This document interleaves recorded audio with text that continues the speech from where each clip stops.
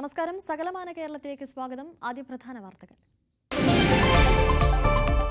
Kattakada POCSO കോടതി തീപിടുത്തത്തിൽ അട്ടിമറി സാധ്യത പരിശോധിച്ച പോലീസ്. തൊണ്ടി മുതൽ സൂക്ഷിച്ചിരുന്ന മുറിയിൽ മാത്രം തീപിടിച്ചതിൽ സംശയം. റൂറൽ എസ്പിയുടെ നേതൃത്വത്തിൽ പരിശോധന. തിരുവനന്തപുരം നെയ്യാറിൽ നിന്ന് കാണാതായ വീട്ടമ്മ കൊല്ലപ്പെട്ട നിലയിൽ. കണ്ടെത്തിയത് തിരുനെൽവേലിക്ക് സമീപം. കന്യാകുമാരി സ്വദേശിയായ പ്രതി അറസ്റ്റിൽ. ബലാത്സംഗ ശ്രമത്തിനിടയിൽ കൊലപ്പെടുത്തിയതെന്ന് മൊഴി. സംസ്ഥാനത്തെ നെല്ല് സംഭരണം കടുത്ത പ്രതിസന്ധിയിൽ. സപ്ലൈകോ കർഷകർക്ക് നൽകാനുള്ളത് 711 കോടിയിലേറെ രൂപ. കുട്ടനാട്ടിലെ പാടി ഓഫീസിൽ പ്രതിഷേധിച്ച കർഷകർക്കെതിരെ കേസ്. മുഖ്യമന്ത്രി ഉൾപ്പെടെയുള്ള മന്ത്രിമാർക്കെതിരെ കേസെടുക്കണമെന്ന് കർഷകർ. ഇടുക്കിയിൽ ജീപ്പ് സഫാരിക്ക് നിയന്ത്രണങ്ങളോടെ അനുമതി. ഘട്ടം ഘട്ടമായി പുനരാരംഭിക്കാൻ ജില്ലാ കളക്ടർ ഉത്തരവിട്ടു. ഉത്തരവ് എം മണിയുടെ വിമർശനത്തിന് പിന്നാലെ.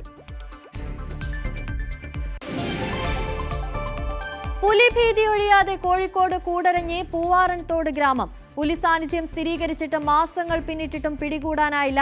പ്രതിഷേധവുമായി നാട്ടുകാർ. നിലമ്പൂർ പൂക്കോട്ടും പാടത്ത് ജനവാസ മേഖലയിൽ കരടി. കോഴിക്കോട് പന്തീരാങ്കാവിൽ ഇസാഫ് ബാങ്ക് ജീവനക്കാരനിൽ നിന്നും തട്ടിയെടുത്ത 40 ലക്ഷം രൂപ കണ്ടെടുത്തു. കണ്ടെത്തിയത് മുഖ്യപ്രതിയുടെ വീടിന് സമീപം കുഴിച്ചിട്ട നിലയിൽ. വാർത്തകൾ വിശദമായി നോക്കാം.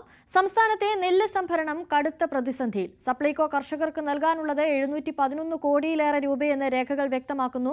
2024-25 വർഷത്തെ തുകയാണിത്. അതേസമയം സംഭരിച്ച നെല്ലിന്റെ തുക ആവശ്യപ്പെട്ട് കുട്ടനാട്ടിലെ പാടി ഓഫീസിലിരുന്ന് പ്രതിഷേധിച്ച കർഷകർക്കെതിരെ പോലീസ് കേസെടുത്തു.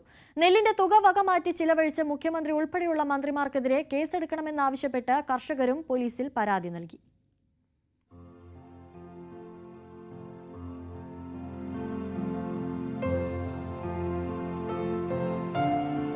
സംസ്ഥാന സർക്കാർ കേരളത്തിലെ നെൽകർഷകരിൽ നിന്നും 2024-25 വർഷ കാലയളവിൽ ഒന്നാം വിളയുടെയും രണ്ടാം വിളയുടെയും നെല്ല് സംഭരിച്ച ഇനത്തിൽ നൽകാനുള്ള തുകയുടെ കണക്കാണിത്. 2,68,777 കർഷകരിൽ നിന്നായി 5.8 ലക്ഷം മെട്രിക് ടൺ നെല്ലാണ് സംഭരിച്ചത്. ഇതിന്റെ വിലയായി ഇന്നലെ വരെ നൽകാനുള്ളത് 701,56,57,770 രൂപയാണെന്ന് സപ്ലൈകോയുടെ കണക്കുകൾ വ്യക്തമാക്കുന്നു.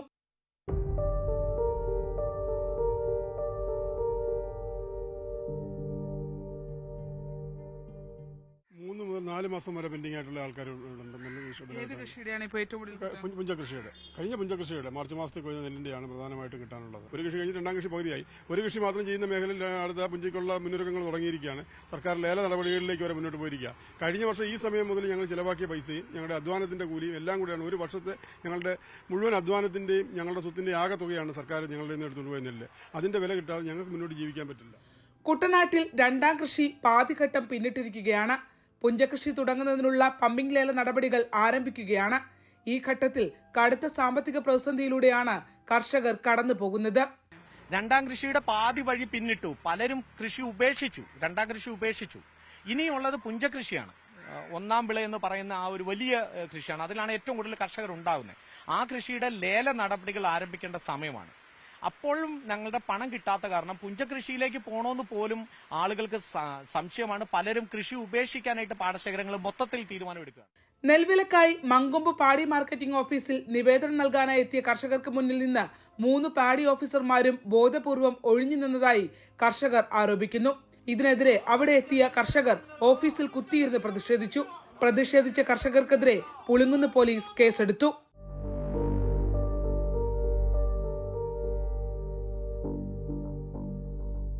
ഇതോടെ നെൽകർഷകർ വലിയ പ്രതിഷേധത്തിലേക്ക് നീങ്ങാൻ തയ്യാറെടുക്കുകയാണ്. നെല്ല് സംഭരിച്ചാൽ PRSന്റെ തുക 48 മണിക്കൂറിനുള്ളിൽ ലഭ്യമാക്കുമെന്നാണ് സംസ്ഥാന സർക്കാർ കേന്ദ്ര സർക്കാരുമായി ഒപ്പിട്ടിരിക്കുന്ന കരാറിൽ വ്യക്തമാക്കുന്നത്. എന്നാൽ ഫെബ്രുവരി മാസത്തിൽ തുടങ്ങിയ നെല്ല് സംഭരണത്തിന് തുകയാണ് കർഷകർക്ക് ഇനിയും നൽകാനുള്ളത്. പൊതുവിതരണ വകുപ്പ് മന്ത്രി, കൃഷിമന്ത്രി എന്നിവർക്കെതിരെ നിയമ നടപടി സ്വീകരിക്കണമെന്നാവശ്യപ്പെട്ട് നെൽകർഷക കൂട്ടായ്മയും പുളിങ്കുന്ന് പോലീസിൽ പരാതി നൽകി.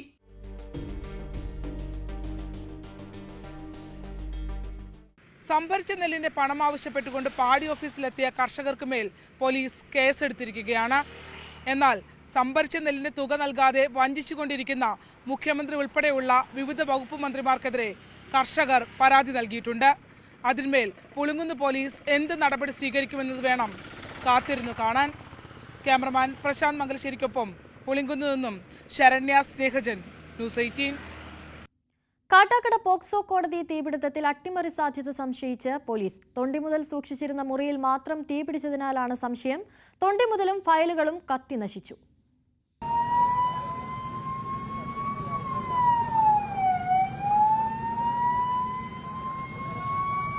സ്വകാര്യ വ്യക്തിയുടെ കെട്ടിടത്തിൽ പ്രവർത്തിക്കുന്ന പോക്സോ ഫാസ്റ്റ് ട്രാക്ക് കോടതിയുടെ ഓഫീസിലും തൊണ്ടി മുതൽ സൂക്ഷിക്കുന്ന മുറിയിലുമാണ് തീപിടിച്ചത്.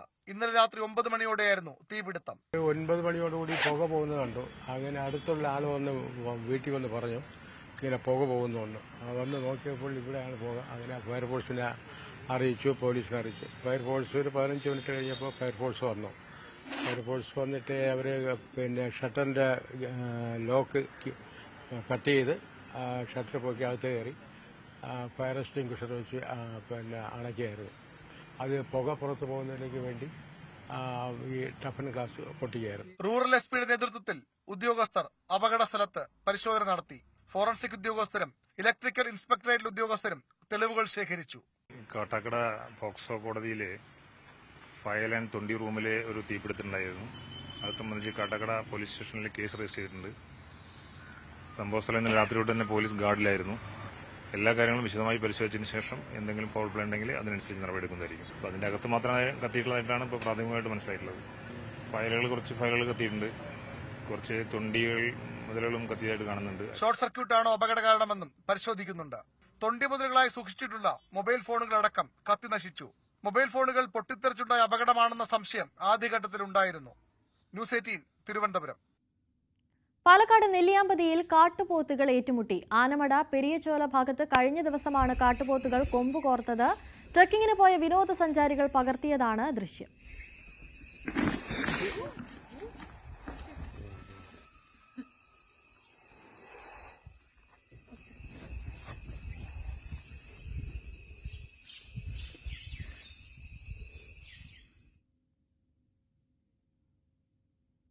പുലിഭീതി ഒഴിയാതെ കോഴിക്കോട് കൂടരഞ്ഞി പൂവാറൻതോട് ഗ്രാമം. മാസങ്ങളായി മേഖലയിൽ പുലി സാന്നിധ്യം സ്ഥിരീകരിച്ചിട്ട് പക്ഷേ പുലിയെ പിടികൂടാനാകാത്തത് നാട്ടുകാരുടെ ആശങ്ക കൂട്ടുകയാണ്. നിരവധി വളർത്തുമൃഗങ്ങളെയും പുലി കൊന്നു. 2 മാസം മുൻപാണ് പൂവാറൻതോട് സ്വദേശി ബാബുവിന്റെ വീട്ടിൽ പുലി എത്തിയത്. തുടർന്ന് വനം വകുപ്പ് കൂട് സ്ഥാപിച്ചു. ദിവസങ്ങൾ കഴിഞ്ഞിട്ടും പുലി കെണിയിലാകാതായതോടെ കൂട് മറ്റൊരിടത്തേക്ക് മാറ്റി സ്ഥാപിച്ചു. എന്നിട്ടും പുലിയെ കണ്ടെത്താനായില്ല. എന്നാൽ വിവിധയിടങ്ങളിൽ പുലിയെ കണ്ടതായി നാട്ടുകാർ വനം വകുപ്പിനെ അറിയിച്ചു. പുലിയുടെ ആക്രമണം ഭയന്ന് വീടിന് പുറത്തിറങ്ങാൻ മടിക്കുകയാണ് ജനം. ഇവിടെ എല്ലാം കാർഷിക മേഖലയാണ്. ഇവിടെ എല്ലാവരും ജോലിക്ക് പോകുന്നത് രാവിലെ 8 മണിയാകുമ്പോൾ പോകണം. അതിപ്പോ പല ആളുകൾക്കും പേടിച്ചിട്ട് വനിതകൾക്ക് ഒരു തൊഴിലുറപ്പ് പദ്ധതിക്ക് വരെ പോകാൻ വളരെ ബുദ്ധിമുട്ടായി തീർന്നിരിക്കുകയാണ്. പക്ഷേ ഇതിനൊരു നിയമ നടപടികളും അല്ലെ ശാശ്വതമായ പരിഹാരം കാണണമെന്നാണ് നാട്ടുകാരുടെ അപേക്ഷ. പുലി മാത്രമല്ല ആനയടക്കം പ്രദേശത്തെത്തുന്നുണ്ട്. ഇവയെ താൽക്കാലികമായി തുരത്തുന്നതല്ലാതെ സ്ഥിരം സംവിധാനമില്ല. പൂവാറൻതോട് മേഖല എന്ന് പറഞ്ഞ മലയോര മേഖലയാണ്. കുട്ടികളൊക്കെ സ്കൂളിൽ പോകുന്നു. വൈകുന്നേരങ്ങളിൽ അതിരാവിലെ ഒരു 7 മണി 8 മണിയാകുമ്പോൾ വീട്ടിൽ നിന്ന് ഇറങ്ങിയാലേ മക്കൾക്ക് സ്കൂളിൽ പോകാൻ പറ്റും. അതുപോലെ തന്നെ വൈകുന്നേരങ്ങളിലാണ് 6 മണി ഒക്കെ മലയോര മേഖലയിൽ കയറി വരുന്ന കുട്ടികളുണ്ട്. അപ്പം വളരെ പേടിച്ചാണ് കുട്ടികൾ പോകുന്നത്. അതുപോലെ രക്ഷിതാക്കൾക്കാണ് സന്ധ്യ പോകുന്നതിന് മുമ്പ് വീട്ടിൽ വരേണ്ട ഒരവസ്ഥയും കൂടെ ഉണ്ട്. അതിനൊരു ശാശ്വത പരിഹാരം കാണാതെ പറ്റിയല്ല. സർക്കാരും വനം വകുപ്പും ഇടപെട്ട് വന്യജീവി ശല്യത്തിന് പരിഹാരം കാണണം എന്നാണ് നാട്ടുകാരുടെ അപേക്ഷ. ന്യൂസ് 18 കോഴിക്കോട്. നിലമ്പൂർ പൂക്കോട്ടുംപാടത്ത് ജനവാസ മേഖലയിലൂടെ പകൽ സമയത്തും തീറ്റ തേടിയിറങ്ങി കരടി. അമരമ്പലം പഞ്ചായത്തിലെ TK കോളനി ആന്റണിക്കാട്ടിലാണ് ജനവാസ മേഖലയിലൂടെ കരടി തീറ്റ തേടിയിറങ്ങിയത്. 2 മാസത്തിലധികമായി പ്രദേശത്ത് രാത്രിയിലെത്തി നാശനഷ്ടം വരുത്തിയിരുന്ന കരടി പകൽ സമയത്തും പുറത്തിറങ്ങി തുടങ്ങിയതോടെ പ്രദേശത്തെ ജനങ്ങൾ കൂടുതൽ ഭീതിയിലായി. ശനിയാഴ്ച വൈകിട്ടാണ് മേനോൻപറമ്പിൽ ജെറീഷിന്റെ വീടിനോട് ചേർന്നുള്ള കൃഷിയിടത്തിലേക്ക് പൂക്കോട്ടുംപാടം TK കോളനി റോഡ് മുറിച്ചു കടന്ന് കരടിയെത്തിയത്. കൃഷിഭൂമിയിലൂടെ സഞ്ചരിച്ച കരടി ചിതൽക്കൂട് നശിപ്പിച്ച് അതിൽ നിന്ന് ചിതലിനെ ഭക്ഷിച്ചുവെന്നും കല്ലെടുത്തെറിഞ്ഞാണ് കരടിയെ ഓടിച്ചതെന്നും ജെറീഷ് പറഞ്ഞു. ഞങ്ങൾ ഓടിച്ചെന്നിട്ട് പോലും, അത് ഓടിക്കാൻ വേണ്ടി കല്ലെടുത്തെറിഞ്ഞിട്ട് പോലും പുള്ളി വളരെ കൂളായിട്ട് അവിടെ കണ്ട ഒരു ചതൽപ്പറ്റൊക്കെ മാരി തിന്ന് ഒന്ന് എടുത്തു വലിച്ചെടുക്കുന്ന പോലെയൊക്കെ എടുത്തിട്ട് കൂളായിട്ട് നടന്ന് പുഴയിലേക്ക് പോവുകയാണ് ഉണ്ടായത്. ഇത് ശരിക്കും പേടിച്ചാണ് ഇപ്പോൾ ഞങ്ങളൊക്കെ ഇവിടെ കഴിയുന്നത്. ഉണ്ടെന്ന് പറഞ്ഞെങ്കിലും ഇതിനെ ലൈവായിട്ട് നേരിട്ട് കണ്ടു കഴിഞ്ഞപ്പോൾ ശരിക്കും നമുക്കൊരു പേടി തന്നെയാണ്. വനം RRT ജീവനക്കാർ സ്ഥലത്തെത്തി പരിശോധിച്ചപ്പോഴും കൃഷിയിടത്തിൽ കരടിയെ കണ്ടു. തുടർന്ന് റബ്ബർ ബുള്ളറ്റ് ഉപയോഗിച്ച് വെടിയുതിർത്താണ് കരടിയെ ഓടിച്ചത്. മാസങ്ങളായി പ്രദേശത്തെ അമ്പലങ്ങളിലെത്തി എണ്ണ, നെയ്യ്, ശർക്കര എന്നിവ ഭക്ഷിച്ച് മടങ്ങുന്നത് പതിവായിരുന്നു. ഒപ്പം ചില വീടുകൾക്ക് ഉള്ളിലേക്ക് കയറാനും ശ്രമിച്ചിരുന്നു. ഇതേ തുടർന്ന് കരടിയെ പിടികൂടാൻ കെണി ഒരുക്കിയെങ്കിലും ഇതിൽ കയറാതെ വീണ്ടും ഭീതി പരത്തി ജനവാസ മേഖലയിലൂടെ സഞ്ചരിക്കുന്നു. കൂടുതൽ കെണികൾ സ്ഥാപിക്കണമെന്ന ആവശ്യമാണ് നാട്ടുകാർ ഉയർത്തുന്നത്. ന്യൂസ് 18 തിരൂർ. തൃത്താലയിലെ വിവിധ മേഖലകളിൽ തെരുവ് നായ ശല്യം രൂക്ഷമാകുന്നതിൽ ആശങ്ക. വഴിയാത്രക്കാർക്കും ഇരുചക്രവാഹനങ്ങളിൽ സഞ്ചരിക്കുന്നവർക്കും ഭീഷണിയാകുന്ന തരത്തിലാണ് ഇവിടെ തെരുവ് നായ്ക്കളുടെ വർധനയെന്നാണ് പരാതി ഉയരുന്നത്. തൃത്താലയുടെ വിവിധ പ്രദേശങ്ങളിലാണ് തെരുവ് നായ്ക്കളുടെ ശല്യം രൂക്ഷമായി വരുന്നത്. പടിഞ്ഞാറങ്ങാടിയിൽ നിന്നും ഗോഖലെ സ്കൂളിലേക്ക് പോകുന്ന റോഡിലെ സ്ഥിരം കാഴ്ചയാണ് ഇത്. സ്കൂൾ വിദ്യാർത്ഥികൾ ഉൾപ്പെടെയുള്ളവർ ഭയന്നാണ് യാത്ര ചെയ്യുന്നത്.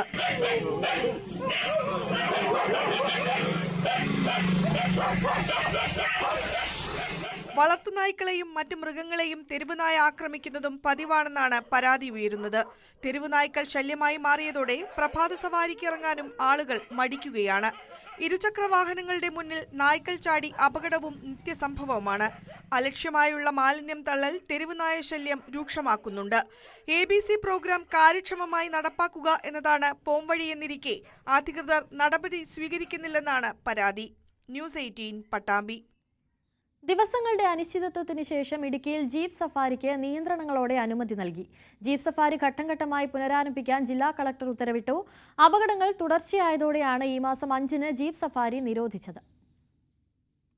ഇടുക്കി ദേവികുളം സബ് ഡിവിഷന് കീഴിലുള്ള 9 റൂട്ടുകൾക്കാണ് ആദ്യഘട്ടത്തിൽ പ്രവർത്തനങ്ങൾ തുടരാൻ അനുമതി നൽകിയത്. കേരള അഡ്വഞ്ചർ ടൂറിസം പ്രൊമോഷൻ സൊസൈറ്റിയുടെ സുരക്ഷാ മാനദണ്ഡങ്ങളും റൂട്ട് അടിസ്ഥാനമാക്കിയുള്ള അനുമതികളും പാലിച്ചായിരിക്കണം പ്രവർത്തനം. റൂട്ടുകളും സുരക്ഷാ മാനദണ്ഡങ്ങളും നിർണ്ണയിക്കാൻ ഇടുക്കി ദേവികുളം സബ് കളക്ടർമാർ അധ്യക്ഷരായി route monitoring and regulation committee രൂപീകരിച്ചു. Regional transport officer, regional transport officer enforcement, അതത് പോലീസ് സ്റ്റേഷൻ ഹൗസ് ഓഫീസർമാർ, പഞ്ചായത്ത് സെക്രട്ടറിമാർ, DTPC സെക്രട്ടറി എന്നിവർ ഈ കമ്മിറ്റികളിൽ അംഗമാണ്. കമ്മിറ്റികൾ റൂട്ടുകൾ പരിശോധിച്ച് ഏതുതരം വാഹനങ്ങൾ ഓടിക്കണമെന്നത് നിർദ്ദേശിക്കും. കൂടാതെ വാഹനങ്ങൾ, ഡ്രൈവർമാർ, യാത്രകളുടെ എണ്ണം എന്നിവയെക്കുറിച്ചുള്ള വിവരങ്ങൾ ശേഖരിക്കും. നിയന്ത്രണം, സുരക്ഷ, ഡിജിറ്റൽ ബുക്കിംഗ്, ചാർജ് എന്നിവ വിശദീകരിച്ച് DTPCക്ക് റൂട്ട് തിരിച്ചുള്ള നിർദ്ദേശങ്ങൾ സമർപ്പിച്ചു. വാഹനം ഓടിക്കുന്നയാൾക്ക് സാധുവായ ഡ്രൈവിംഗ് ലൈസൻസും കുറഞ്ഞത് 3 വർഷത്തെ പരിചയവും medical fitness certificate, police clearance certificate എന്നിവയും ഉണ്ടാകണം. വാഹന fitness certificate, insurance, DTPC registration, fire extinguisher, first aid kit, GPS, speed governor, യാത്രക്കാർക്ക് സീറ്റ് ബെൽറ്റുകൾ എന്നിവ നിർബന്ധമാണ്. രജിസ്റ്റർ ചെയ്യാത്തതോ അംഗീകാരമില്ലാത്തതോ ആയ ഒരു വാഹനത്തെയും ഡ്രൈവറെയും അനുവദിക്കില്ല. യാത്രയുടെ സ്വഭാവമനുസരിച്ച് റൂട്ട് മോണിറ്ററിംഗ് കമ്മിറ്റി തീരുമാനിക്കുന്ന പ്രകാരം ട്രിപ്പുകൾ രാവിലെ 4 മണിക്കും വൈകുന്നേരം 6 മണിക്കും ഇടയിലുള്ള സമയത്തായിരിക്കണം നടത്തേണ്ടത്. ടിക്കറ്റ് വരുമാനത്തിന്റെ ഒരു ഭാഗം ഡ്രൈവർമാരുടെ മെഡിക്കൽ, അപകട ഇൻഷുറൻസ് പരിരക്ഷയ്ക്കായി ഡ്രൈവർ വെൽഫെയർ ഫണ്ടിലേക്ക് മാറ്റിവെക്കാനും നിർദ്ദേശമുണ്ട്. ഏപ്രിൽ, ഒക്ടോബർ മാസങ്ങളിലായി വർഷത്തിൽ 2 തവണ വാഹനങ്ങൾക്ക് നിർബന്ധിത സുരക്ഷാ ഓഡിറ്റും പെർമിറ്റ് പുതുക്കലും ഫിറ്റ്നസ് പരിശോധനയും നടത്തും. നിബന്ധനകൾ ലംഘിക്കുന്നവർക്ക് കടുത്ത നടപടികൾ നേരിടേണ്ടി വരും. അലംഭാവം മൂലമുള്ള അപകടങ്ങളിൽ രജിസ്ട്രേഷൻ സസ്പെൻഡ് ചെയ്യുകയും നിയമ നടപടികൾ കൈക്കൊള്ളുകയും ചെയ്യും. കാലാവസ്ഥാ മുന്നറിയിപ്പുകൾ ഉള്ളപ്പോൾ പ്രവർത്തനങ്ങൾ സ്വയമേവ നിർത്തിവെക്കണം. ജില്ലാ ദുരന്ത നിവാരണ അതോറിറ്റി അംഗീകാരം ലഭിച്ചതിന് ശേഷം മാത്രമേ പ്രവർത്തനങ്ങൾ പുനരാരംഭിക്കാൻ പാടുള്ളൂ എന്നും നിർദ്ദേശമുണ്ട്. ന്യൂസ് 18 ഇടുക്കി. ജീപ്പ് സഫാരി നിർത്തിയതിനെതിരെ ഇടുക്കി ജില്ലാ കളക്ടർക്കെതിരെ രൂക്ഷ വിമർശനവുമായി Udumbanchola MLA MM Mani. Collector ജില്ലയിലെ വിനോദസഞ്ചാര മേഖലയെ തകർക്കുകയാണ്. കളക്ടറാണെന്ന് കരുതി എന്ത് തോന്നിവാസവും ചെയ്യാൻ പാടുണ്ടോ എന്നും ഇവർ കാണിക്കുന്ന തോന്നിവാസങ്ങൾ അംഗീകരിക്കാനും അനുസരിക്കാനും ജനങ്ങൾക്ക് ബാധ്യതയില്ലെന്നും MM മണി പറഞ്ഞു. ജില്ലാ മോട്ടോർ കോഓർഡിനേഷൻ കമ്മിറ്റിയുടെ കളക്ടറേറ്റ് മാർച്ച് ഉദ്ഘാടനം ചെയ്യവെയാണ് MM മണിയുടെ വിമർശനം.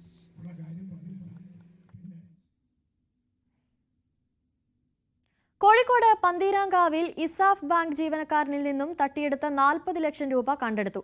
മുഖ്യപ്രതിയുടെ വീടിന് സമീപം കുഴിച്ചിട്ട നിലയിലായിരുന്നു പണം. 39 ലക്ഷം രൂപയാണ് കണ്ടെത്തിയത്. പ്രതിയുടെ വീട്ടിൽ നിന്നും 500 മീറ്ററോളം ദൂരത്തിൽ ആളൊഴിഞ്ഞ പറമ്പിലാണ് പണം കണ്ടെത്തിയത്. പ്രതിയെ കസ്റ്റഡിയിൽ ചോദ്യം ചെയ്തപ്പോഴാണ് വിവരം ലഭിച്ചത്. പ്രതിയുടെ സ്ഥലത്തെത്തിച്ച് തെളിവെടുപ്പ് നടത്തി. ഇടുക്കി അടിമാലിയിൽ യുവാവിനെ തോട്ടിൽ മരിച്ച നിലയിൽ കണ്ടെത്തി. നെടുങ്കണ്ടം മൈനർ സിറ്റി സ്വദേശി പോളയ്ക്കൽ പ്രദീപാണ് മരിച്ചത്. അടിമാലിയിൽ മേസ്തിരിയായി ജോലി ചെയ്ത് വരികയായിരുന്നു.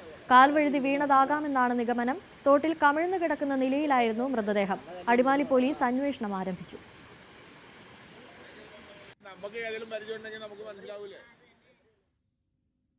തിരുവനന്തപുരം നെയ്യാറ്റിൻകരയിൽ മകന്റെ അടിയേറ്റ് ചികിത്സയിലായിരുന്ന അച്ഛൻ മരിച്ചു. നെയ്യാറ്റിൻകര സ്വദേശി സുനിൽകുമാറാണ് മരിച്ചത്. മകൻ സിജോയാണ് സുനിൽകുമാറിനെ കമ്പുകൊണ്ട് തലക്കടിച്ചത്. മാനസിക വെല്ലുവിളി നേരിടുന്ന ആളാണ് സിജോയ്. കഴിഞ്ഞ 11-നാണ് സുനിൽകുമാറിനെ ആക്രമിച്ചത്. തുടർന്ന് നെയ്യാറ്റിൻകരയിലെ ആശുപത്രിയിൽ ചികിത്സയിലായിരുന്നു. കാൽ വഴുതി വീണതായിരുന്നുവെന്നായിരുന്നു സുനിൽകുമാർ ആശുപത്രി അധികൃതരോട് പറഞ്ഞിരുന്നത്. എന്നാൽ ഓപ്പറേഷന് വിധേയനാകുന്നതിന് തൊട്ടു മുൻപേ ഭാര്യയോട് മകൻ ആക്രമിച്ച വിവരം പറയുകയായിരുന്നു. തിരുവനന്തപുരം കഴക്കൂട്ടത്ത് 10 കിലോ കഞ്ചാവുമായി ഇതര സംസ്ഥാന തൊഴിലാളി പിടിയിൽ. പശ്ചിമബംഗാൾ സ്വദേശി ദേവരഥ സർക്കാരാണ് പിടിയിലായത്. ചെങ്കോട്ടുകോണം തുണ്ടത്തിലിന് സമീപം ഇയാൾ താമസിക്കുന്ന വീട്ടിൽ നിന്നാണ് 10 കിലോ കഞ്ചാവ് കണ്ടെടുത്തത്. പശ്ചിമബംഗാളിൽ നിന്നാണ് ഇയാൾ കഞ്ചാവ് കേരളത്തിൽ എത്തിച്ചിരുന്നത്. ഇതര സംസ്ഥാന തൊഴിലാളികൾക്കിടയിൽ ചില്ലറ വിൽപ്പന നടത്തിവരികയായിരുന്നു.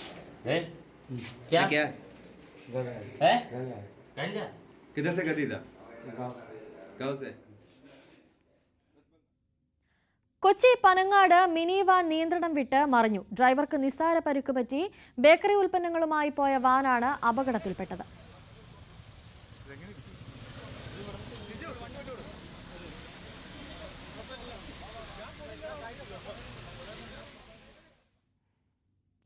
അപകടഭീതിയിലാണ് കൊല്ലം പത്തനാപുരം തലവൂർ സ്കൂള്. ഫിറ്റ്നസ് നഷ്ടമായ കെട്ടിടത്തോട് ചേർന്നുള്ള ക്ലാസ് മുറികളിൽ ജീവൻ പണയം വെച്ചാണ് കുട്ടികൾ പഠിക്കുന്നത്. കാലപ്പഴക്കം ചെന്ന് ഇടിഞ്ഞു വീഴാറായ കെട്ടിടം അടിയന്തരമായി പൊളിച്ചു നീക്കണമെന്നാണ് ആവശ്യം. 1860 സ്ഥാപിച്ചതാണ് തലവൂർ സർക്കാർ UP സ്കൂൾ. നടുത്തേരിയിലെ ഏക സർക്കാർ സ്കൂൾ കൂടിയാണിത്. കാലങ്ങളായി മതിയായ സൗകര്യമില്ലാതെ വലയുകയാണ് ഇവിടത്തെ അധ്യാപകരും വിദ്യാർത്ഥികളും. സുരക്ഷിതമായി ഇരുന്ന് പഠിക്കാൻ നല്ല കെട്ടിടം ഇല്ലെന്നതാണ് പ്രധാന പ്രശ്നം. വർഷങ്ങൾ പഴക്കമുള്ള കെട്ടിടത്തിന്റെ പല ഭാഗങ്ങൾക്കും കേടുപാടുകൾ സംഭവിച്ച് ഇടിഞ്ഞു വീണിട്ടുണ്ട്.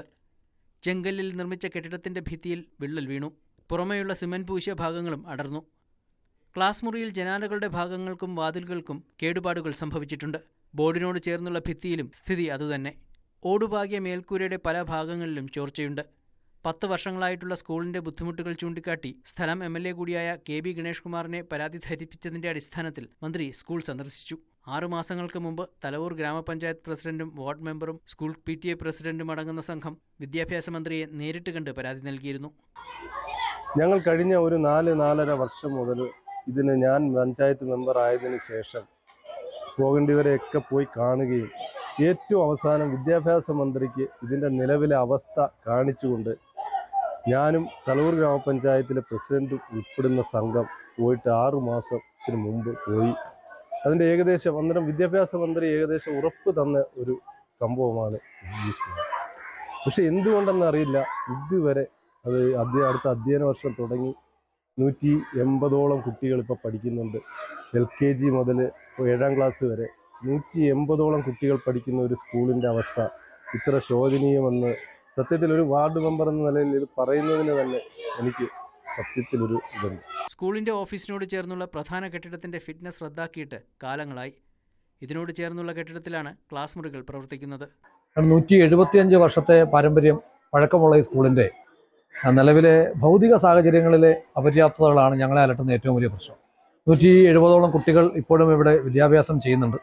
പക്ഷേ അവർക്ക് അതിനാവശ്യമായ സൗകര്യങ്ങൾ കെട്ടിടം ഇവിടെ ഇല്ല എന്നുള്ളത് വലിയ ഒരു പ്രശ്നമാണ്. ഞാനിപ്പോൾ നിൽക്കുന്ന ഈ കെട്ടിടം ഇത് കഴിഞ്ഞ 2 വർഷം മുമ്പ് പ്രവർത്തന സജ്ജമല്ല, അൺഫിറ്റായി പോയ ഒരു കെട്ടിടമാണ്. അതിന് പകരം ഒരു കെട്ടിടം അനുവദിക്കുന്നതിലേക്ക് ഇതുവരെ ആയിട്ടും ഒരു അവസാന തീരുമാനം സർക്കാരിൻ്റെ ഭാഗത്തുനിന്നുണ്ടായിട്ടില്ല. ബഹുമാനായ MLA ഒക്കെ ഇവിടെ വന്നിരുന്നു, മന്ത്രി. അദ്ദേഹം വന്നിട്ട് നമുക്ക് ഉടനെ തന്നെ കെട്ടിടം അനുവദിക്കുമെന്ന് പറഞ്ഞു. പക്ഷേ ഇതുവരെ അതിനൊരു പോസിറ്റീവായിട്ടുള്ള റെസ്പോൺസ് നിലവിൽ ഉണ്ടായിട്ടില്ല എന്നുള്ളത് ഞങ്ങളെ വലിയ ആശങ്കയിലാക്കുന്നുണ്ട്. 10 ഡിവിഷനുകളിലായി 170ഓളം വിദ്യാർത്ഥികളാണ് ഇവിടെ പഠിക്കുന്നത്. ഇവർക്ക് പുറമെ 15 അധ്യാപകരും 3 അനധ്യാപകരുമുണ്ട്. വിദ്യാർത്ഥികൾക്ക് സുരക്ഷിതമായി പഠിക്കുന്നതിന് മതിയായ സൗകര്യങ്ങൾ ഒരുക്കി നൽകണമെന്നാണ് രക്ഷിതാക്കളുടെ ആവശ്യം. ന്യൂസ് 18 പുനലൂർ. നാടിന് ഭീഷണിയായ കരിങ്കൽ ക്വാറി അടച്ചുപൂട്ടണമെന്നാവശ്യപ്പെട്ട് മനുഷ്യച്ചങ്ങല തീർത്ത് പാലക്കാട് ചാത്തന്നൂർ നിവാസികൾ. ക്വാറി അടച്ചുപൂട്ടുക, കളക്ടറുടെ സ്റ്റോപ്പ് മെമ്മോ ഉത്തരവ് പുനഃസ്ഥാപിക്കുക തുടങ്ങിയ ആവശ്യങ്ങൾ ഉന്നയിച്ച് നടന്ന മനുഷ്യച്ചങ്ങലയിൽ നാടൊരുമിച്ചു. ചാത്തന്നൂർ ചേമ്പ്രക്കുന്നിൽ പ്രവർത്തിക്കുന്ന കരിങ്കൽ ക്വാറിക്കെതിരെയായിരുന്നു ചാത്തന്നൂർ പ്രതികരണ വേദിയുടെ പ്രതിഷേധം. നിയമം ലംഘിച്ചാണ് ക്വാറിയുടെ പ്രവർത്തനമെന്ന് പ്രതിഷേധക്കാർ ആരോപിച്ചു. ക്വാറി അടച്ചുപൂട്ടുക, കളക്ടറുടെ സ്റ്റോപ്പ് മെമ്മോ ഉത്തരവ് പുനഃസ്ഥാപിക്കുക തുടങ്ങിയ ആവശ്യങ്ങളാണ് സമരസമിതി മുന്നോട്ട് വയ്ക്കുന്നത്. ചാത്തന്നൂർ ഹയർ സെക്കൻഡറി സ്കൂളിനെ സംരക്ഷിക്കേണ്ടവരുമായ കുറച്ച് വിഭാഗം നിസ്സംഗരായി നിൽക്കുകയാണ്. ഏത് സമരം, ഇന്ത്യൻ സ്വാതന്ത്ര്യ സമരത്തിന് പോലും എതിർപ്പുകൾ ഉണ്ടായിട്ടുണ്ട്. അപ്പൊ എതിർക്കുന്ന വിഭാഗം ഈ സമരത്തിനും ഉണ്ടായിട്ടുണ്ട്. നമ്മൾ ജനകീയ സമരസമിതിയുടെ പ്ലാറ്റ്ഫോമിൽ നിന്നുകൊണ്ട് തന്നെയാണ് ഈ സമരം നടത്താൻ ആഗ്രഹിച്ചത്. പക്ഷേ അത് ചില പ്രശ്നങ്ങൾ കാരണം നമുക്ക് അവിടെ സാധ്യമായില്ല. അപ്പൊ ഒരാഴ്ച കൊണ്ട് നമ്മൾ ഈ രീതിയിൽ സമാന മനസ്കരായ ഈ നാടിനെ സ്നേഹിക്കുന്ന കുറച്ചാളുകൾ ചേർന്ന് രൂപീകരിച്ചാണ് ഈ ചാത്തന്നൂർ പ്രതികരണ വേദി. നിരവധി വിദ്യാർത്ഥികൾ പഠിക്കുന്ന ചാത്തന്നൂർ ഗവൺമെന്റ് ഹയർ സെക്കൻഡറി സ്കൂളിനും ക്വാറി ഭീഷണിയാണ്. വലിയ പരിസ്ഥിതി പ്രശ്നമാണ് ക്വാറി വരുത്തുന്നത്. മനുഷ്യച്ചങ്ങലയിൽ നൂറുകണക്കിന് ആളുകൾ പങ്കെടുത്തു. നടപടിയില്ലെങ്കിൽ സമരം ശക്തമാക്കാനാണ് നാട്ടുകാരുടെ തീരുമാനം. ന്യൂസ് 18 പാലക്കാട്. മിൽമ പാൽ വില വർധന ഉടനില്ല. വില വർധന ഉടൻ വേണ്ടെന്ന് മിൽമ ബോർഡ് യോഗം തീരുമാനിച്ചു. വില കൂട്ടുന്നത് പഠിക്കാൻ വിദഗ്ധ സമിതിയെ നിയോഗിക്കുമെന്ന് മിൽമ ചെയർമാൻ KS മണി പറഞ്ഞു. നിലവിൽ 52 രൂപ എന്നത് എത്ര കൂട്ടാമെന്ന് പഠിക്കും. റിപ്പോർട്ട് പരിശോധിച്ച ശേഷം തുടർ നടപടികൾ ഉണ്ടാകുമെന്നും ചെയർമാൻ വ്യക്തമാക്കി. കായിക യുവജന കാര്യാലയത്തിന്റെ നേതൃത്വത്തിൽ സ്പോർട്സ് കൗൺസിലുമായി ചേർന്ന് സംഘടിപ്പിക്കുന്ന കോച്ച് എംപവർമെന്റ് പ്രോഗ്രാം 2025 രണ്ടാം ഘട്ട പരിശീലന പരിപാടിക്ക് തുടക്കമായി. സായി LNCPയിൽ നടക്കുന്ന രണ്ടാം ബാച്ചിന്റെ പരിശീലന പരിപാടിയിൽ സംസ്ഥാനത്തെ വിവിധ കായിക വിഭാഗങ്ങളിലെ 100 പരിശീലകരാണ് പങ്കെടുക്കുന്നത്. സായി LNCP റീജിയണൽ ഹെഡും പ്രിൻസിപ്പാളുമായ ഡോക്ടർ G കിഷോർ രണ്ടാം ബാച്ചിന്റെ പരിശീലന പരിപാടിയുടെ ഉദ്ഘാടനം നിർവഹിച്ചു. റോൾ ബോൾ മത്സരത്തിൽ ആലപ്പുഴയെ പ്രതിനിധീകരിക്കാൻ അർഹത നേടിയിരിക്കുകയാണ് കായംകുളത്തെ 5ാം ക്ലാസ് വിദ്യാർത്ഥി. ചുനക്കരയിലെ ദിയാഡിയാണ് അഭിമാന നേട്ടം കൈവരിച്ചിരിക്കുന്നത്. ചുനക്കര ചെറുപുഷ്പ ബദനി സ്കൂളിൽ നടന്ന ജില്ലാ റോൾ ബോൾ മത്സരത്തിൽ മിനി ഗേൾ ഓപ്പൺ സെലക്ഷനിലൂടെയാണ് ദിയ നേട്ടം കരസ്ഥമാക്കിയത്. സംസ്ഥാനതല റോൾ ബോൾ ചാമ്പ്യൻഷിപ്പിൽ ആലപ്പുഴ ജില്ലയെ പ്രതിനിധീകരിക്കാനാണ് ദിയ അർഹത നേടിയത്. ചെട്ടികുളങ്ങര HSലെ 5ാം ക്ലാസ് വിദ്യാർത്ഥിനിയാണ് ദിയ. ഇതേ സ്കൂളിൽ അധ്യാപികയാണ് ദിയയുടെ അമ്മ സൂര്യ. 3 വർഷമായി സ്കേറ്റിംഗ് പരിശീലിക്കുന്നുണ്ട്.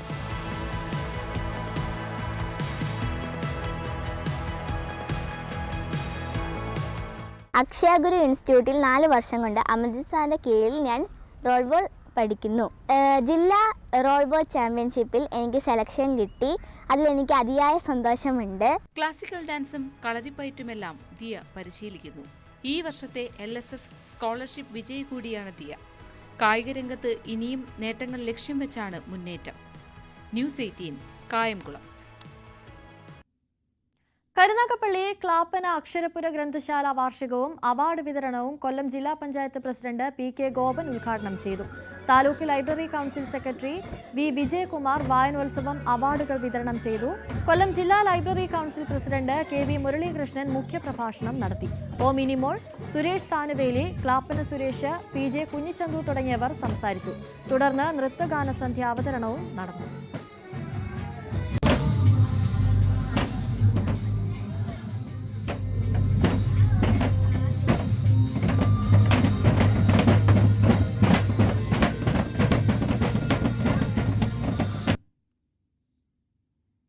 സ്വർണം വെള്ളി നിരക്കുകൾ. കവിത ഗോൾഡ് ആൻഡ് ഡയമണ്ട്സ് ഇന്നത്തെ സ്വർണം വെള്ളി നിരക്കുകൾ നിങ്ങൾക്കായി സമർപ്പിക്കുന്നത് Kavitha gold and diamonds, the versatile jewellery. സ്വർണം 22 ക്യാരറ്റ് ഗ്രാമിന് 9145, പവന് 73,160. സ്വർണം 18 ക്യാരറ്റ് ഗ്രാമിന് 7,535, പവന് 60,280. വെള്ളി ഗ്രാമിന് 123, kilo 1,23,000. Kavitha gold and diamonds ഇന്നത്തെ സ്വർണം വെള്ളി നിരക്കുകൾ നിങ്ങൾക്കായി സമർപ്പിച്ചത് Kavitha gold and diamonds, the versatile jewellery. സകലമാന കേരളം പൂർണ്ണമാകുന്നു. ഇനി പ്രൈം ഡിബേറ്റിൽ മഞ്ജുഷ് ഗോപാൽ ചേരും. നമസ്കാരം.